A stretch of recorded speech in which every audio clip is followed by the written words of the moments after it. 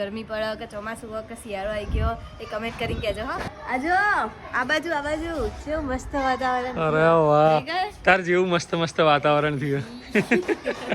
પેલું ઉનાળો જતો રહ્યો ચોમાસું આવી ગયો ને એવું લાગે. ઉનાળો ગયો, હવે એસી બેસી ચાલુ નહીં કરવું પડે.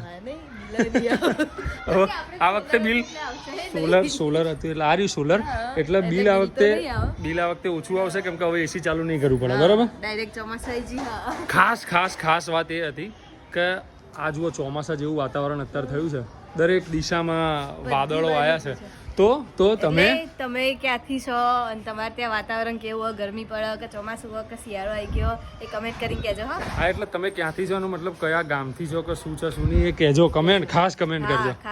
અત્યારે જ કરો કમેન્ટ. ના અત્યારે જ કરો કમેન્ટ. અભી હાલ કરો કે અભી હાલ કરજો. ગરમી લાગે? બિલકુલ નહીં.